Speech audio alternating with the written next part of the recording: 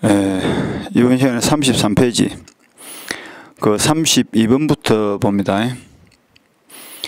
104조 불공정 법률행위에 대한 설명으로 틀린 것은 104조 불공정행위라면 할머니 생각이 나야 되겠죠. 3월 1일 날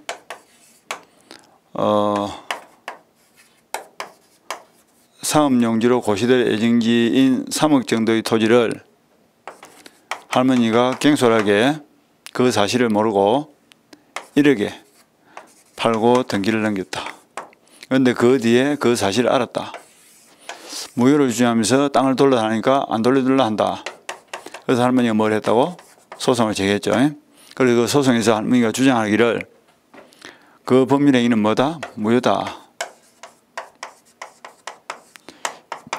주장하니까 법원에서 무효란 사실을 인정을 하세요.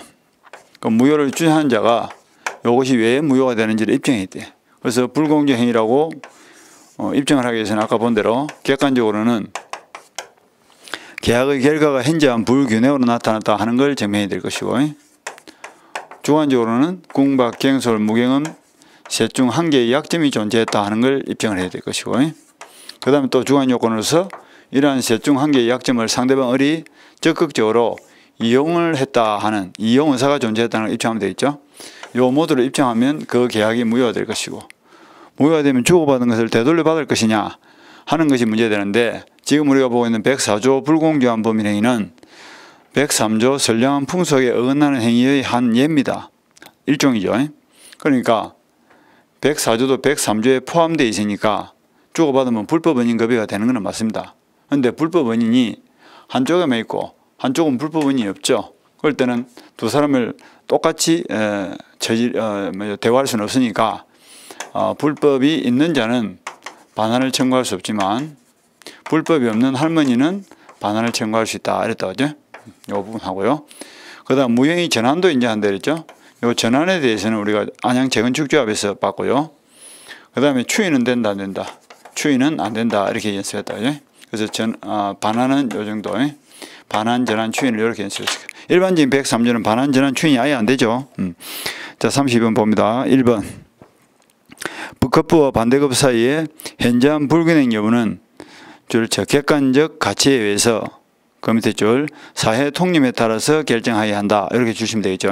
그러니까 내가 준 것과 받은 것 사이에 균형이 맞냐 안 맞냐 하는 것은 주관적으로 판단할 건 아니고 객관적 가치에 의해서 판단한다. 그 다음 2번 대리인에 의한 경우에는 궁박은 본인 기준, 경솔은 무경험은 대리인의 기준을 판단한다. 평소에 연습한 대로 할머니가 직접 계약을 안 맺고 중간에 대리인을 내세워서 계약을 맺었는데 대리인도 장래 상업용지가 된다는 사실을 간과하고 1억의 땅을 파는 거예요. 그러면 누구를 기준으로 약점의 존재 여부를 판단할 거냐? 궁박, 경솔은 궁박은 본인 기준, 경솔, 무경험은 행위적 요소니까 대리인을 기준으로 판단합니다. 그 다음에 급부와 반대급부 간에 현저한 불균형이 있다 하여 끊고, 그 말은 무슨 말이냐면 소송에서 할머니가 현저한 불균형이 있다는 사실, 즉 객관 요건을 입증을 했다 하여 이 말입니다. 객관 요건을 입증하면 이 주관적 요건 두 가지가 추정이 돼야 안 돼요. 추정이 안 됩니다. 안 되기 때문에 할머니는 어떻게 해야 돼? 세 가지 요건을 일일이 입증을 해야 됩니다. 추정되는 건 아니다. 그 다음에 4번 사후에 외부적 환경의 급격한 변화로 인하여 계약 당사자 일방에게 큰 손실이 발생하고 상대방에게는 그에 상하는 큰 이익이 발생할 수 있는 구조라고 하여 당연히 불공정 행위가 된다고는 할 수 없다. 그 다음 5번 채권 포기 행위와 같은 단독 행위나 줄치고 부담 없는 정려 계약과 같이 대가 없는 행위에 대해서도 적용될 수 있다 되는데 이건 뭐가 들으세요? 채권 포기 행위와 같은 단독 행위는 적용이 되죠. 그렇지만 부담 없는 정려 계약 줄치고 정려 계약은 적용될 수가 없죠. 그죠? 아까 불공정한 법률에 대해서는 객관적으로 현저한 불균형이 있어야 되는데 불균형이라는 것은 준 것과 받은 것 사이에 균형이 안 맞다 이 말 아닙니까? 근데 여기 저 매매처럼 할머니가 3억짜리 땅을 주고 1억을 받았다. 균형이 안 맞죠? 그렇지만 정리는 뭐예요? 일방적으로 주고 아무것도 안 받는 것을 전제로 하는 계약이 정리이기 때문에 주고받는 계약이 아닙니다. 따라서 균형을 따져볼 수도 없고 따라서 상대방의 약점을 이용해서 정려 계약을 맺었다 할지라도 이거는 불공정 행위가 되지 않는다 하는 게 우리 판례죠. 정리는 불공정행위가 되지 않습니다. 그다음에 뭐 채권 포기와 같은 단독행위 이러면 생각나는 게 뭐야? 유치장 생각나죠? 유치장. 각각 우리 부부 사이인데 남편이 회사 사장입니다. 근데 A로부터 돈 받을 것이 1억이 있어요. 채권자, 채무자. 근데 아침에 식사를 하고 있다가 경찰이 와서 남편을 잡아가 버렸어. 잡아가지고 남편이 지금 유치장에 갇혀 있습니다. 탈세 혐의로 잡혀간 거예요. 조금 있으니까 A가 을을 찾아와서 아내를 찾아서 하는 말이 내가 남편한테 유리한 증언을 해가지고 석방을 시켜줄 테니까 당신 남편이 내한테 받을 돈이 1억 있는데 요 채권을 포기를 해라 이런 거예요. 그러니까 아내가 지금 정신이 있어 없어? 남편이 유치원에 잡히더라도 정신이 없죠. 그래서 정신이 없는 상태에서 남편의 대리인 자격으로 채권 포기 각서를 써가지고 줬습니다. 그러니까 이제 A가 경찰서에 가가지고 유리한 증언을 해가지고 남편을 석방시켜줬죠. 자, 남편이 풀려났습니다. A한테 가서 돈을 갚아라 이래 되겠죠. 그러니까 A가 요 아내로부터 받은 채권 포기 각서를 보여주면서 이미 요 1억 채권은 포기된 채권이니까 나는 돈을 못 갚습니다 이래 된 거야. 그러니까 이제 남편이 A를 상대로 소송을 제기했겠죠. 그 소송에 남편이 뭘 주장했죠? 채권 포기 각서는 일방적으로 하는 것이니까 뭐야? 단독행위죠. 이 단독행위라는 법률행위를 할 당시에 우리 아내가 어떤 상태다? 정신적 궁박 상태에 있었고 이러한 궁박 상태를 A가 이용해서 채권 포기를 하도록 했고 그 결과 나는 한 푼도 못 받고 1억을 그대로 날리는 꼴이 됐으니까 균형도 안 맞는 거 아니냐. 따라서 이거는 불공정 행위니까 무효다 라고 하니까 우리 판례도 뭐라? 갑의 말이 맞다 이 말이죠. 그래서 우리 판례는 그 궁박의 기준을 꼭 경제적 궁박에만 한정되지 않고 이것처럼 정신적 궁박도 궁박으로 보고 이를 이용해서 한 이 채권 포기 각서도 불공정한 행위로서 무효라고 보는 것이 우리 판례입니다. 그렇게 알고 있으면 되겠죠. 그게 채권 포기 행위하는 말이 그런 뜻이에요. 그렇게 보시고 채권 포기 각서는 불공정 범위가 될 수 있고 정리계약은 불공정 행위가 적용될 수 없고 나눠봐야 돼. 5번은 틀렸습니다. 됐고 그 다음에 넘어가서 불공정한 법률행위에 관한 설명으로서 틀린 것은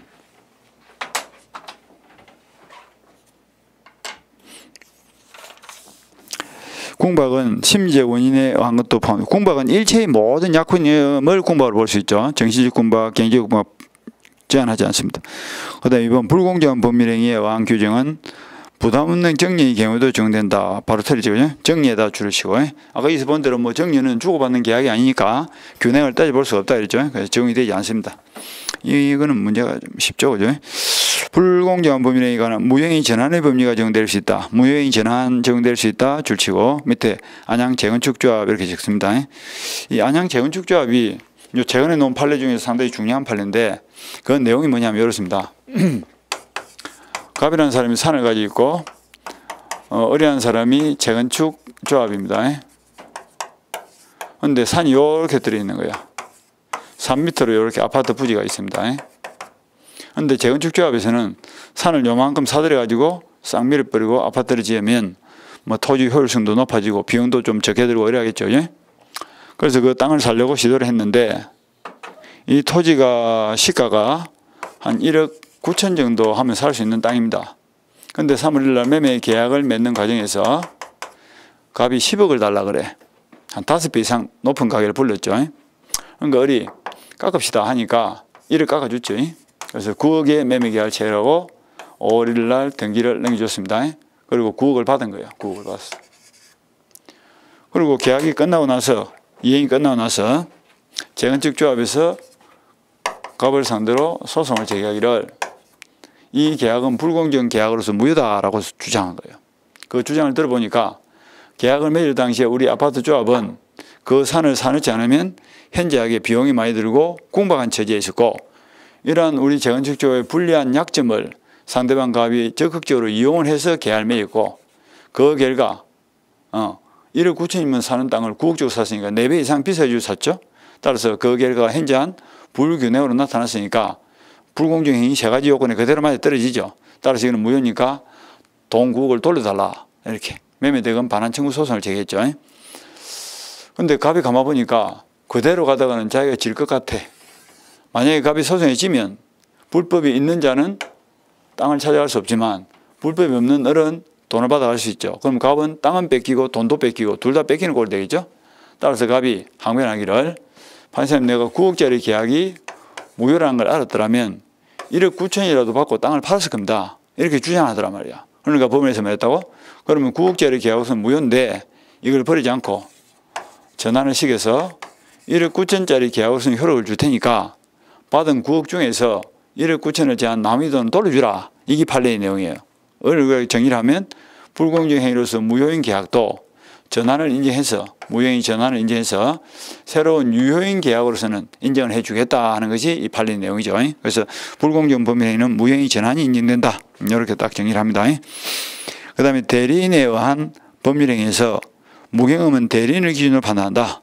아까 우리가 불공정 행위가 되기 위해서는 약점이 3개가 필요하죠. 그것이 이제 궁박, 경솔, 무경험인데 궁박, 경솔, 무경험인데 이거는 뭐 다 필요 없고 3개 중 한 개만 있으면 되죠.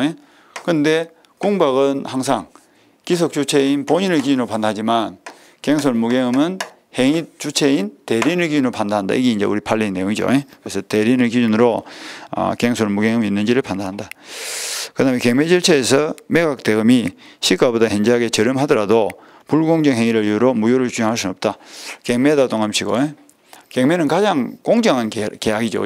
그러니까 감정가 3억짜리 물건을 유찰을 거쳐서 지금 만약에 뭐 1억 5천에 샀다 칩시다.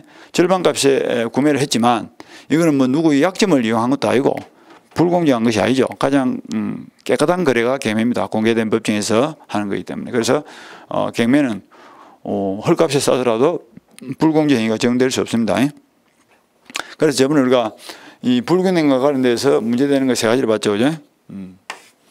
뭐 경매 아까 말한 대로 정년은 균형 여부를 따질 수 없으니까 불공정 행위가 적용될 수 없고, 그 다음에 경매도 헐게 사더라도 누구의 약점을 이용한 것이 아니니까 불공정 행위가 될 수 없고, 그 다음에 아까 채권 포기와 같은 단독 행위는 약점을 이용해서 하면 불공정 행위가 적용될 수 있고, 그 다음에 또 문제가 되는 것이 뭐 재건축 조합이라든지 이렇게 비법인 사단의 총회에서 비법인 사단의 총회 결의를 함에 있어서 상대방의 약점을 이용해서 찬성표에 뭐 손을 들도록 하는 이런 행위를 하더라도 이것도 뭐 상대방의 약점을 이용해서 찬성을 하도록 한 것이니까 이것도 불공정 행위가 될 수 있고, 이런 판례들을 이제 쭉 이제 보시면 될 거예요. 그래서 불공정 행위 적용 범위에 관련된 판례들이 그런 것들이 있습니다.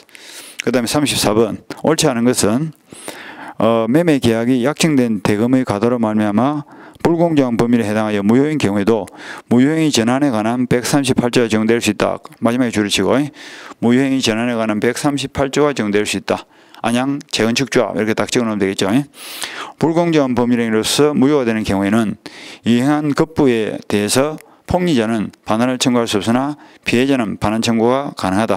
그래서 아까 여기서 소송에 이기면 할머니는 불법이 없으니까 반환을 청구할 수 있지만 상대방 을은 불법이 있으니까 반환 청구를 할 수 없다고 이야기를 지금 하고 있죠. 그 다음 불공정한 범위에서 이 불이익을 받은 당사자가 할머니죠. 불공정성을 소송 등으로 주장할 수 없도록 하는 부재소 합의는 특별한 사정이 없으면 무효다. 유효다가 틀리죠. 무효다 이래야지. 불공정 행위를 소제기를 못하도록 하는 계약 자체가 무효예요. 그러니까 사물일날 계약 맺으면서 특약을 붙이기를 어리 갚고 하기를 할머니 나중에 계약이 잘못된 것으로 밝혀지더라도 우리는 소송을 통해서 무효를 주장하지 말도록 합시다. 부재소 합의를 했다고. 부재소.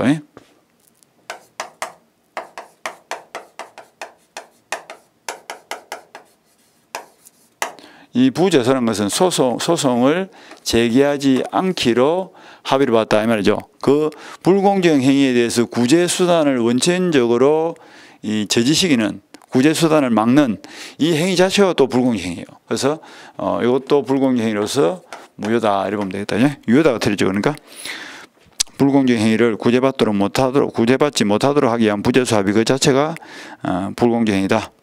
그다음 무경험이란 일반적인 경험 부족을 의미하는 것이로서 어느 특정의 영역에서의 경험 부족이 아니고 거래 일반에 대한 경험 부족을 뜻한다. 그래서 우리가 평소에 이거 교과서 연습할 때는 뭐 계룡산 도사 이런 거 이야기했죠. 그죠? 여기서 무경험이란 것은 요 매매 계약을 경험한 적이 없다 이런 뜻이 아닙니다. 그러니까 당의 거래에서의 무경험을 의미하는 것이 아니고 사회 보편적인 경험 부족, 즉 사회 지체 현상이 일어나는 사람들 이런 뜻입니다. 그러니까 뭐 가령 뭐 계룡산에서 수도를 30년간 한 그 계룡산 도사가 대전 시내에 내려왔다. 그러면 세상 물정을 알아요, 몰라요? 세상 물정 모르죠. 이런 것을 무경험이다 이렇게 표현하지 당의 거래를 한 번도 안 해봤기 때문에 경험이 없다 이런 뜻이 아닙니다. 보편적인 경험 부족 이런 뜻이에요. 뭐 군인 아저씨가 직업 군인 아저씨가 30년간 군 생활을 하다가 전역을 해서 사회생활을 하게 됐습니다. 그럼 사회 물정을 알아 몰라? 이 사람들도 세상 물정을 잘 모르죠. 그런 사람들을 뭐란다? 무경험자들이다. 그러한 무경험자들의 약점을 이용해서 계약을 맺으면 그게 뭐가 된다? 불공정 행위가 된다. 이런 논리거든. 그러니까 일반적인 경험 부족을 의미하지 당의 특정 거래에서의 경험 부족을 의미하는 건 아니다. 이런 뜻이에요. 그 다음 5번. 불공정한 법률행위가 성립하기 위해서는 폭리자가 피해자에게 궁박갱술 무경험 사정이 있음을 알고서 이를 이용하려는 의사가 필요하다. 그러니까 단순히 무경험이 있는 것만은 족하지 않고 적극적인 이용 의사가 필요하다 했죠. 이용 의사가 필요하다. 그 다음에 35번 문제. 갑은 궁박하여 소유하던 건물 시가 2억 상당을 을에게 5천만 원에 매도했다. 4분의 1값이 지금 바른 거예요. 그 후 을은 그 건물을 선의 병에게 양도하고 소유권 이전 등기를 경유했다. 가능한 설명으로서 옳은 것은. 이건 뭐 그림을 여기다 한 개 붙여보면 되겠죠. 말을 바꿔주면 되겠죠. 갑이 가지고 있는 건물이 한 2억 정도 되는데 요걸 3월 1일 날 5천만 원에 팔았다. 이렇게 말만 바꿔주면 되겠죠. 그리고 사가지한 건물을 제3자 병에게 팔았는데 이 사람이 선이다 이렇게 말을 바꿔주면 되죠. 예? 그럼 뻔하죠. 그죠? 그래서 나중에 이제 갑이 불공정행위를 주장했고 승소 판결을 받아서 무효가 되면 이 무효는 절대적 무효니까 선의병도 보호가 된다 안 된다. 보호가 뭐 안 된다 이런 식으로 말을 붙여주면 되겠죠. 그래서 1번 불공정한 범위에 성립하려면 을이 갑의 궁박을 이용했어야 되고요. 맞는 말이죠. 그러니까 뭐 1번이 바로 답이네. 그 다음에 갑에게 궁박은 있었으나 갱소하지 않았다면 갑과 을의 계약은 불공정행위가 될 수 없다. 이것도 틀리죠. 아까 궁박, 갱소를 무경험 셋 다 필요 없고 세 개 중에 한 개만 있으면 되기 때문에 궁박만 이용해도 관계없습니다. 그 다음에 3번 불공정한 법률행위의 주관적, 객관적 요건을 모두 을이 증명해야 한다. 을이 증명할 것이 아니라 무효를 주장하는 자가 입증을 해야 되겠죠. 그래서 갑이 무효를 주장했으니까 갑이 입증을 해야지. 갑과 을의 계약이 불공정한 법률행위로서 무효이더라도 병이 선의이면 갑은 병에 대하여 건물의 반환을 청구할 수 없다. 이것도 틀렸죠. 이 무효는 절대적 무효이기 때문에 병이 선의를 할지라도 보호가 안 됩니다. 따라서 갑은 병을 상대로 해서도 등기 말소를 청구하고 돌려달라 할 수 있겠죠. 그 다음 5번 갑과 을의 매매 계약이 불공정한 법률행위이더라도 갑이 추인을 하면 줄치고 매매 계약은 유효되는데 이것도 틀렸죠. 아까 여기서 추인은 안 된다 이랬거든. 그래서 전환은 안양시 재건축조합 되지만 추인은 안 된다. 그래서 불공정한 법률행위는 나중에 본인이 추인하더라도 이 무효가 유효로 바뀌지 않습니다. 유효가 되지는 않는다. 그 다음 넘어가서 법률행위 해석에 관한 설명 중 틀린 것은 요 법률행위 해석에 관한 문제는 앞으로 돌아가서 13페이지를 잠깐 보고 나서 합시다. 자, 문제 13페이지 앞으로 돌아가세요. 그 요약집을 같이 펴놓고 보시는 분들은 요약집을 펴가지고 법률의 해석 파트를 펴가지고 보시면 될 거예요. 그 이론을 간단히 정리하고 나서 그 다음에 문제를 풀도록 합니다.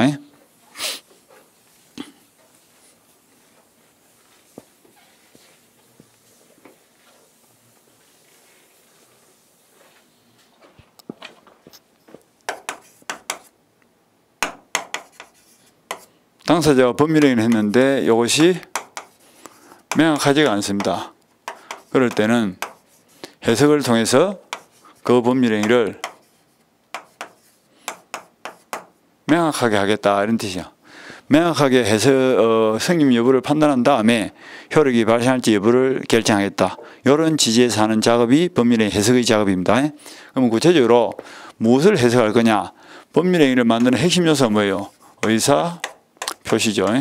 그러니까 결국 법률행위가 명확하지 않다는 것은 의사표시가 명확하지 않다는 뜻이고 법률행위를 해석한다는 말은 곧 의사표시를 해석한다 하는 것과 같은 뜻이에요. 그럼 의사표시를 해석할 때 내면적으로 결정된 효과 의사에 초점을 맞춰서 해석할 거냐, 외부적으로 드러난 표시 행위를 기준으로 해서 해석할 거냐 놓고 해석의 방법이 달라지는데, 의사를 중시하는 해석을 말한다. 우리가 자연적 해석이다 이렇게 표현했죠. 그죠? 자연적 해석. 그 다음에 표시를 중시하는 해석을 규범적 해석, 다른 말로 하면 객관적 해석, 주관적 해석, 객관적 해석 이렇게도 표현하죠.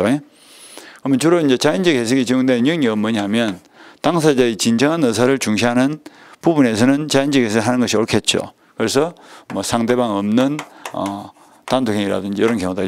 상대방 없는 단독행위는 상대방에게 의사표시가 도달될 필요도 없으니까 상대방의 의사를 고려할 필요는 없고, 본인의 진정한 의사가 뭔가를 나타내서 해석하면 되겠죠.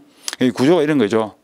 갑이라는 사람이 가령 토지 한 필지를 마음속으로 1억에 팔아야지라고 결정을 했는데, 을에게 청약서를 보내면서 1,000만 원에 사세요 했다 칩시다. 0을 한 개 빠뜨린 거예요. 그러면 상대방이 있는 경우에는 상대방 을은 뭘 보고 의사를 결정할까?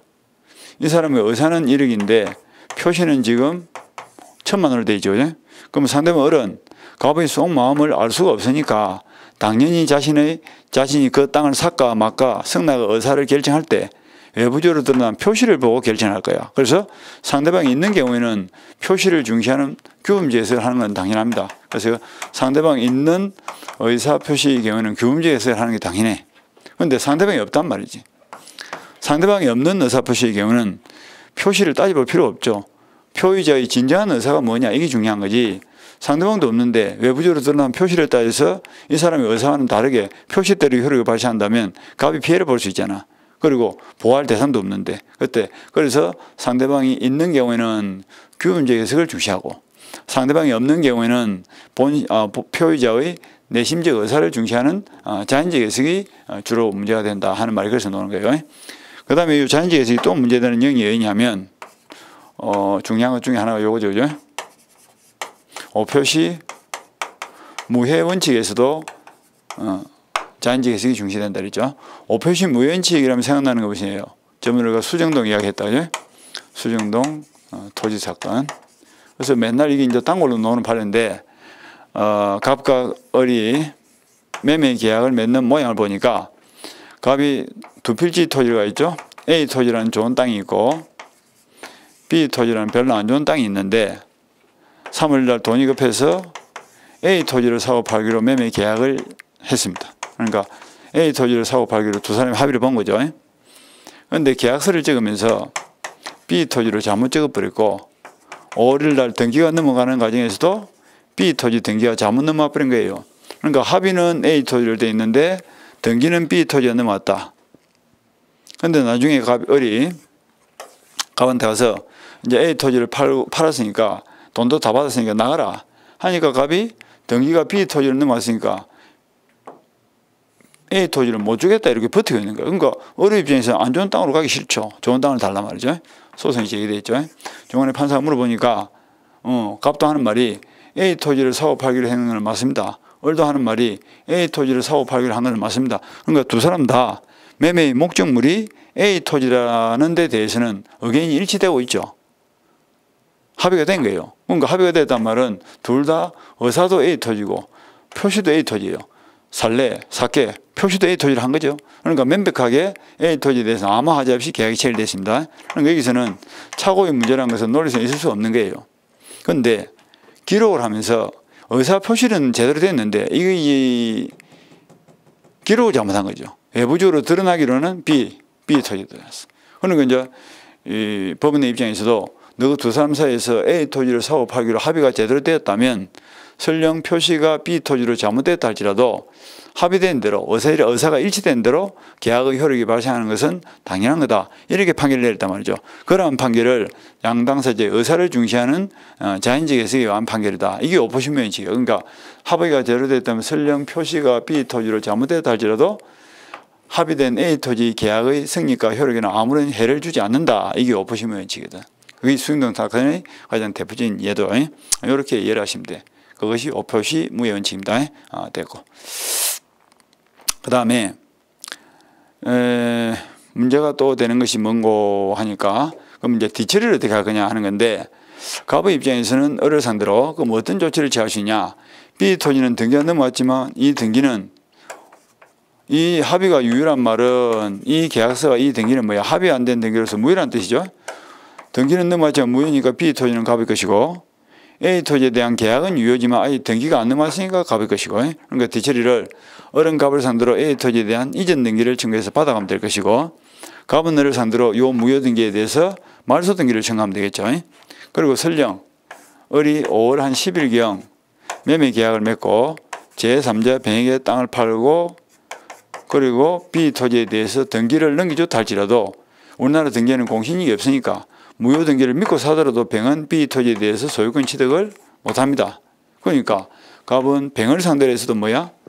등기 말소를 청구하든지 아니면 진정명의 회복을 원인해서 이전 등기를 받아가면 되겠죠. 하여튼 이렇게 해서 이제 뒤치를 하면 될 거예요. 요 가지가 오퍼싱 원칙. 오퍼싱 원칙이 중요한 말이죠. 그 다음에 이제 표시된 데에서 하는 규범지에서 요거는 뭐 상대방이 있는 의사표시에서 문제되고, 그리고 소송이 벌어지면 95% 이상의 판례가 규범적 해석에 의해서 판결이 내려질 수밖에 없습니다. 그러니까 아까 등장한 요 갑은 조금 정상적인 행태가 아니죠. 그죠? 조금 일반적인 형태는 아니죠. 그죠? 그래서 보통의 경우는 이제 판사가 물어보면, 원고와 피고가 의견이 일치되는 경우는 거의 없어요. 지금처럼 뭐 둘 다 A 토지를 팔았습니다 이렇게 합의되는 경우는 없고, 보통의 경우는 물어보면 갑은 뭐라 하다. 나는 B 토지 팔았습니다 이렇게 거짓말 하겠죠. 그죠? 그리고 을은 A 토지 샀다라고 이야기를 할 거예요. 그럼 중간에 판사 입장에서는 이 사람은 매매의 목적물을 B 토지를 주장하고 있고 안 좋은 땅을 줘버리면 끝이니까, 좋은 땅 주기 싫으니까.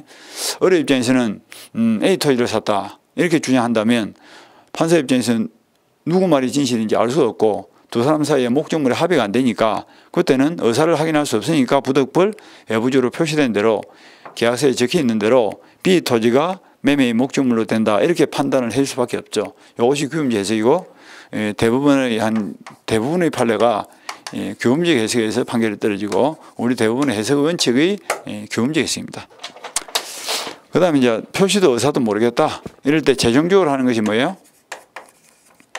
제3자의 시각에서 그 부족한 부분을 보충적으로 해석한다. 근데 이 보충적 해석은 주로 계약을 맺는 과정에서 당사자의 청약과 승낙의 의사부의 사이에 공백이 있을 때 발생하는 것이고, 이 보충을 하는 것도 당사자의 진정한 의사를 알 수가 없으니까 당사자의 가상적 의사를 추정해서 보충을 한다 이렇게 연습했다. 이렇게 저번에 쭉 연습을 했을 겁니다. 요 해석의 방법을 보고, 그 다음에 해석의 기준은 목사 MC 이렇게 외웠죠. 그죠? 그 외운 대로 그대로 보면 되겠죠. 그래서 13페이지에 그런 말이 쭉 나와 있고, 목사 MC는 우리가 평소에 외웠고요. 목적은 다른 말로 하면 뭐 의사, 의도 이렇게도 표현했죠. 그 정도 보시면 됩니다. 그 다음에 넘어와서 문제를 한번 풀어봅시다. 36페이지를 봅니다. 36페이지에 36번 문제를 보니까 법률행 해석에 관한 설명으로서 틀린 것은 법률행 해석의 기준 줄치고 목사 임신 동그라미 치고 1번 그대로 보면 되겠죠. 그 다음에 2번 법률행 해석은 법률 문제로서 상고 이유가 된다 줄치고, 상고 이유란 것은 대법원 심판 대상이 된다 이런 뜻이에요. 이것은 무슨 이야기냐면 대부분은 법률 문제만 재판을 합니다. 우리나라는 2급 3심제로 되어 있죠. 1심이 있고 2심 판결을 하고 3심 판결하고 급은 2급입니다. 그래서 2급, 1급, 2급, 2급, 3심 하는 말 그런 뜻이에요. 요 1심에서 2심으로 올라가는 것을 항소 이렇게 표현하고 2심에서 3심으로 올라가는 것을 상고 이렇게 표현합니다. 그래서 2급, 3심 하는 말 그런 뜻이에요. 그럼 1심 재판부는 어디서 하느냐면 경미한 사건은 1심 단독에서 하고요. 지방법은 단독 재판부에서 하고, 그 다음에 중대한 사건은 1심 재판부가, 지방법은 합의부가 됩니다. 그 다음에 2심 재판부는 뭐가 되냐면 지방법은 단독심에서 불복한 사건은 지방법은 합의부가 2심 재판부가 되고, 지방법은 합의부에서 불복을 한 사건은 고등법원에서 2심을 합니다. 불복을 했을 때. 불복을 했단 말이 항소를 했다는 뜻이죠. 그 다음에 3심 재판부는 고등법원에서 했던 지방법원 합의부에서 했던 불복을 하면 전부 다 대법원으로 올라갑니다. 그런데 심판의 대상이 조금씩 달라요. 2심까지는 사실 문제도 재판의 대상이 되고 법률 문제도 재판의 대상이 됩니다. 그런데 3심 재판부는 사실 문제는 재판하지 않고 법률 문제만 재판합니다. 그래서 3심 재판부를 다른 말로 법률 문제만 재판한다라고 해서 법률심이다 이렇게도 표현합니다. 그리고 잘 쓰는 용어 중에 사실심 변론 종결시 이런 말이 나오죠. 그죠? 사실심 변론 종결시란 말이 이런 뜻이에요. 사실심은 2심으로 끝이니까 2심 변론 종결시를 사실심 변론 종결시 이렇게도 표현합니다. 그런데 지금 문제가 된 것은 2심 재판부에서 소송을 내렸는데 소송에서 갑이 진 거야. 그런데 왜 졌나? 쭉 보니까 2심 재판부 판사가 법률의 해석을 잘못해서 내가 진 것 같아. 그런데 만약에 법률의 해석의 문제를 사실의 문제로 봐버린다면 요거는 불복을 해서 대법원에 올라가서 재판할 수가 없습니다. 그런데 2심 법률의 해석의 문제를 법률의 문제로 봐준다면 상고심 심판 대상이 되어서 다시 한 번 더 재판을 받아볼 수 있다 이런 뜻이죠. 그런데 우리나라 판례는 이 법률의 해석의 문제를 뭐로 본다? 사실의 문제를 안 보고 뭐로 본다고? 법률의 문제를 보는 거야. 법률의 문제를 봐주기 때문에 상고심에 올라가서 다시 한 번 더 재판을 받을 수 있다 이런 논리야. 그것이 법률의 해석의 문제는 상고심 심판 대상이 된다 할 말이 그런 뜻이야. 상고 이유가 된다. 상고심 심판 대상이 된다. 맞는 말이죠. 그러니까. 그 다음에 자연적 해석은 내심적 효과사를 줄치고 상대방 없는 단독행위 줄치고 지금 요 이야기를 하고 있죠. 자연적 해석은 주로 상대방이 없으니까 표시는 따질 필요가 없고 상대방 없는 단독에는 자연적 해석을 하는 것이 옳다 이 말이죠. 그 다음에 부동문자로 된 보통거래 약관에 대하여 부당한 내용의 계약 조항을 예문이라고 하여 무효화하는 이른바 예문 해석은 당사자가 기도하는 목적에 따른 해석의 예의다. 이거는 이제 이 예문 해석은 의사를 중시하는 해석이 아니죠. 불공정 계약으로서 신의칙에 따른 해석이지. 이건 무슨 뭐 당사자 의사에 따라서 무효가 되는 건 아니죠. 그 부동문자란 말이 무슨 말이냐면 이런 거예요. 옛날 용어인데요. 갑이라는 보험회사하고 을이라는 소비자가 보험 계약을 맺는데 일반적인 계약은 계약의 당사자가 합의를 통해서 계약의 내용을 정하죠. 그런데 보험 계약 같은 경우는 계약의 내용을 합의를 통해서 정하는 것이 아니고 보험회사에서 약관이라고 계약의 내용을 미리 정해가지고 옵니다. 그럼 그 계약의 내용에 대해서 소비자가 동의를 하면 계약이 체결되고 계약이 체결돼서 이제 명시설명 의무를 거쳐서 약관이 계약의 내용으로 편입이 되면 그 약관을 두 사람이 지켜야 되는 구속력이 발생하는 이런 과정을 거치는 것이 계약의 내용입니다. 그러다 보니까 이제 어떤 문제가 생길 수 있냐면 그 계약의 내용인 약관은 당연히 작성자한테 유리하도록 되어 있고 상대방 소비자한테는 불리하도록 되어 있을 수밖에 없죠. 그러니까 이걸 규제하기 위해서 약관법을 만들어서 소비자 보호를 위해서 불공정 조항은 무효로 두는 거예요. 그런데 불공정 조항이 무효가 됐을 때 그걸 어떻게 처리를 할 거냐 여기 지금 문제예요. 그러니까 예를 들면 1조부터 100조까지 뭐 깨알 같은 글씨로 인쇄가 되어 있고 그 밑에 보니까 여백에 자필로 적은 특약조항이 있더라 이 말이죠. 그 밑에 이 부동문자란 말이 무슨 말이냐면 요걸 말하는 거예요. 인쇄된 문자. 요 자필로 적은 문자는 부동문자가 아니죠. 이거는 뭐 살아있는 문자니까 부동문자 이러면 뭐 반대말이 뭐 활동문자 이렇게 해야 되겠죠. 그래서 우리 판례가 이 용어를 선택할 때 요 인쇄된 부분은 딱 인쇄가 돼서 박혀있는 문자이기 때문에 개인적으로 이제 쓰고 받은 것이 아니죠. 따라서 이걸 부동문자를 하고 부동문자로 인쇄된 부분의 내용이 불공정 조항에 해당되면 그거는 무효가 되고 무효가 되면 요거는 계약의 내용을 인정한다 안 한다 안 한다는 뜻이에요. 예를 들면 그러한 말이 오고 가겠구나 라고 참작은 할 수 있을지라도 그걸 계약의 내용으로 인정하지 않겠다 하는 것을 우리가 예문 해석이다 이렇게 표현합니다. 예문 해석.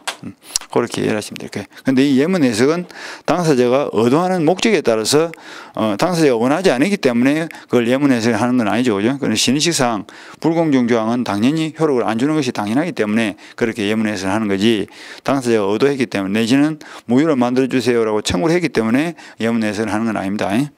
그 다음 5번 보충적 해석은 법률의 내용에 틈이 있는 경우에 여러 가지 사정을 종합해서 이를 보충하는 것으로서 주로 계약에서 기능을 발휘한다. 지금 요걸 읽었죠. 그죠?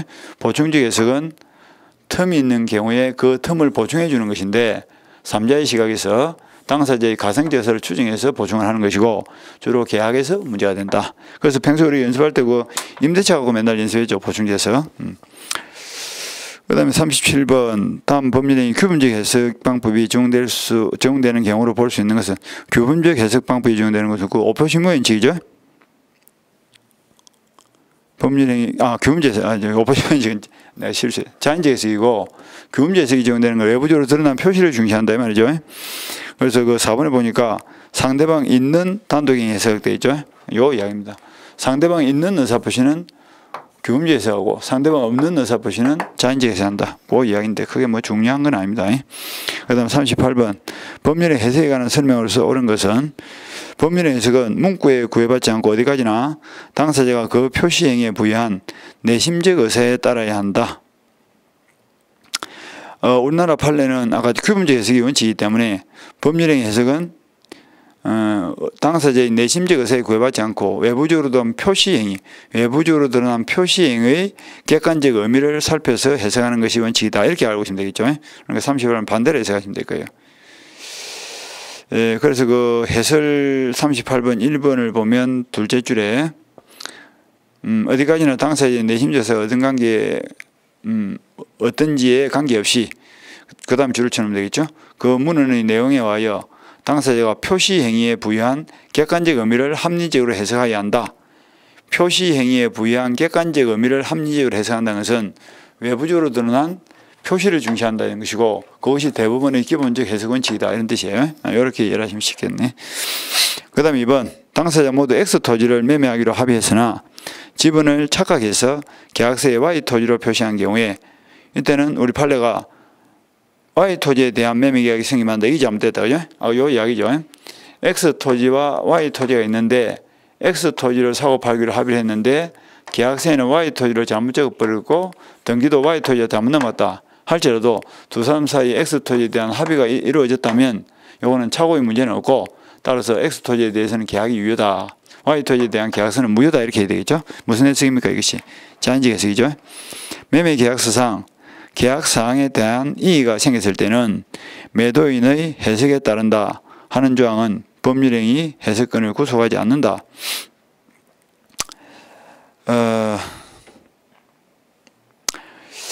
이거는 이제 일종의 그 이의가 생겼을 때 매도인의 해석에 따른다고 계약의 내용이 정했다 할지라도 이거는 뭐 법률행위 해석권을 구속하지 않기 때문에 당사자가 사정을 판단해서 그렇게 계약이 적혀 있더라도 꼭 매도인의 뭐 해석에 따라서 효과를 줄 필요는 없다는 게 우리 판례예요. 그래서 판사가 재량껏 판단할 수도 있겠죠. 계약사항에 이의가 생겼을 때는 매도인의 해석에 따른다. 즉 말해서 뭐 매매 계약을 체결했는데 나중에 다툼이 생기면 매도인이 원하는 대로 매수인은 따라야 된다 이런 뜻인데 그거는 불공정한 계약이죠. 그래서 그렇게 계약을 맺을지라도 중간에는 판사가 판단할 때 매수인의 주장이 타당하다 싶으면 그러한 조항이 있다 할지라도 그거는 무시하고 매수인이 주장한 대로 효력을 줄 수도 있다 이런 뜻입니다. 매도인이 주장하는 대로 효력을 주기로 약속을 했다 할지라도 그거는 구속력이 없다는 뜻이죠. 그래서 3번은 맞고요. 그 다음에 당사자 의사가 명확한 경우에도, 당사자의 의사가 명확한 경우 할 때 의사가 명확하다는 것은 목적이 명확하다 하는 말과 같은 뜻입니다. 목사 임신의 순으로 해서 하죠. 그럴 때는 목적이 명확하니까 사실인 간섭이 들어가요 안 들어가요? 안 들어가겠죠. 그래서 사실인 간섭이 우선하여 법률의 내용을 확정하는 기준이 된다 들었죠. 그럼 당사자 의사가 명확하지 않은 경우는 어떻게 될까? 그때는 사실인 간섭이 해석의 기준이 되겠죠. 그래서 목사 임신 순서를 바꾸면 안 됩니다. 목적이 명확한 목적에 따라서, 근데 목적이 명확하지 않으면 그 다음에 사실인 간섭, 사실인 간섭도 명확하지 않으면 임의법규, 임의법규도 명확하지 않으면 마지막으로 신의칙에 따라서 해석을 하면 되겠죠. 그 다음에 동그라번 관습법은 법입니다. 법령으로서 효력이 없는 단순한 관행으로서 틀리죠. 관습법은 법령으로서 효력이 존재하는 것이고 단순한 관행이 아닙니다. 그리고 법률행위 당사자의 의사를 보충하며 그치는 것도 아니죠. 법률행위 해석의 기준이 되는, 재판의 기준이 되는 것이 해석의 기준이 되는 건 아닙니다. 그러니까 5번 지문을 바르게 고치면 관습법 자리에다가 사실인 관습을 넣어버리면 되겠죠. 그죠? 그래서 읽으면 사실인 관습은 법령으로서 효력이 없는 단순한 관행으로서 법률행위 당사자의 의사를 보충하며 그친다. 이런 말이 되겠죠. 관습법을 사실인 관습을 고쳐야 될 거예요. 그 다음에 넘어가고 39번 법률의 해석에 관한 설명으로서 옳은 것은 계약 당사자가 누구인지를 확정하는 것 줄치고 요거는 법률의 해석과 전혀 무관한 것이다. 이게 잘못되죠. 요거는 법률의 해석과 관련된 거예요. 평소에 연습할 때 갑과 을이 임대차 계약을 체결했는데 임대인이 누군지가 명확하지 않습니다. 임차인이 누군지가 명확하지 않을 수가 있죠. 그죠? 주로 보면 이런 경우죠. 갑의 건물을 을이 보증금 1억을 걸고 임대차 계약을 체결했는데 임대차 계약서에는 형님 병의 이름으로 임차인을 적은 거예요. 그리고 3년 임대차 기간이 끝났습니다. 그럼 임대인 갑은 임대 보증금을 반환할 때 임대차 계약서상 임차인으로 표시되어 있는 병을 임차인으로 볼 건지 아니면 돈을 지급한 실질적인 계약을 맺은 을을 임차인으로 볼 건지 문제가 생기는 거예요.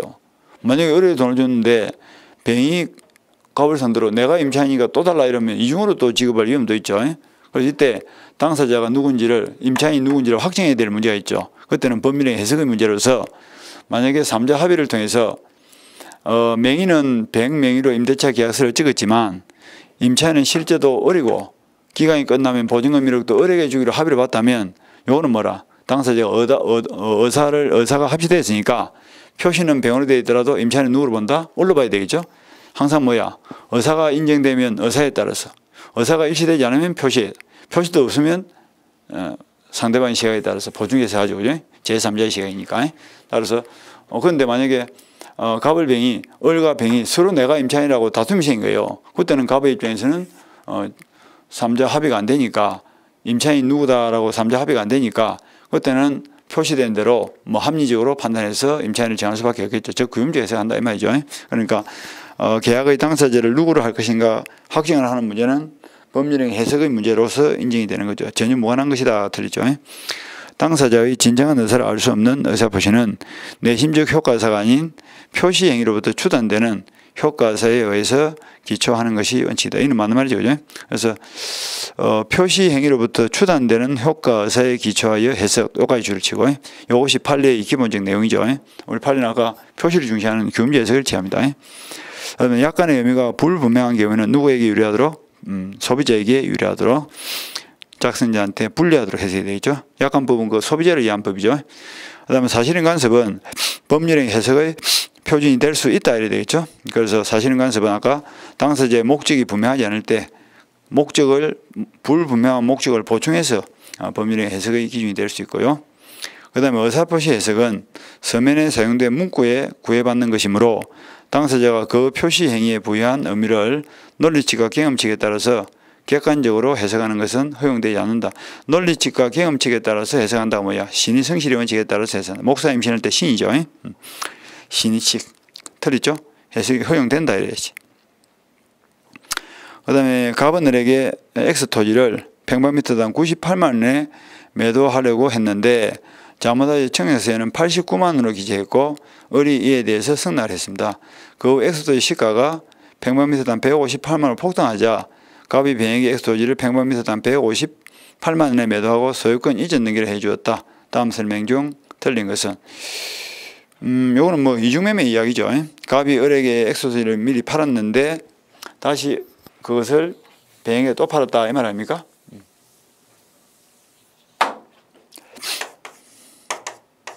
갑이 X토지를 을에게 가령 3월 1일 날 매매 계약을 맺고 계약을 맺는 과정에서 평방미터당 98만 원에 팔 생각이었는데 표시는 89만 원으로 잘못해버렸다 되죠. 의사와 표시가 일치되지 않습니다.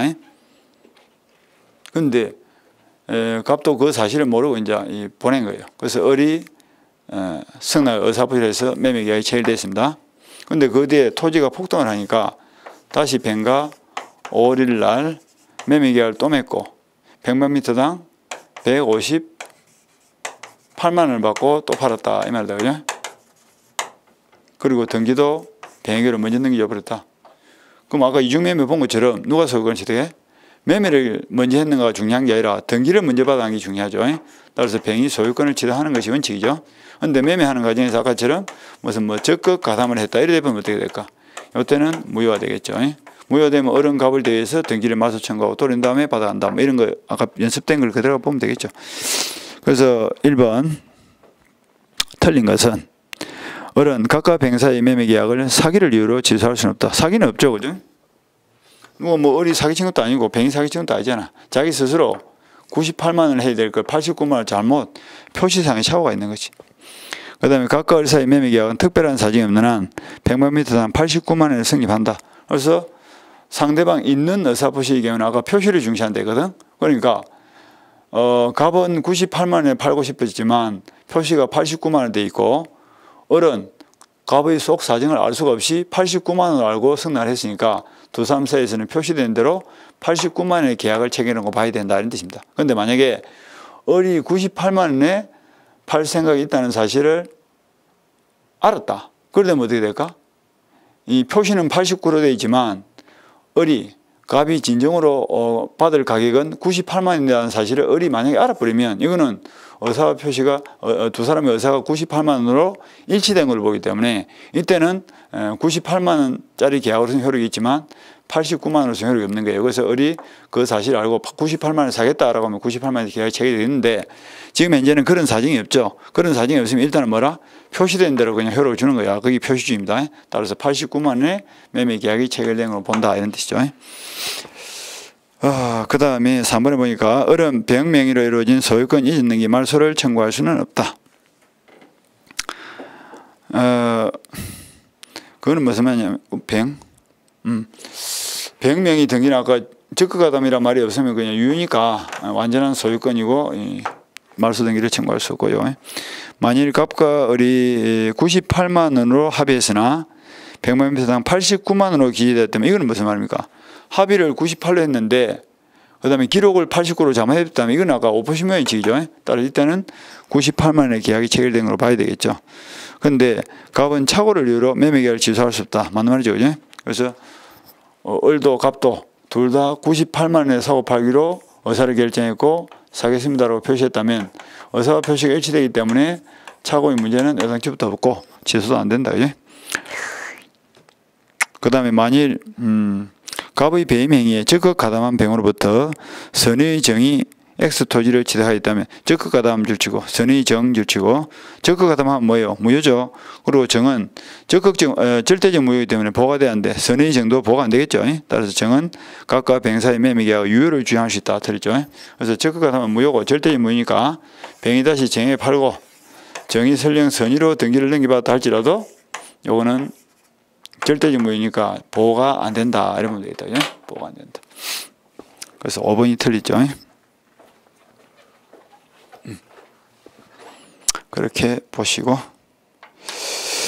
그 다음에 조금 쉬었다가 의사표시를 봅시다.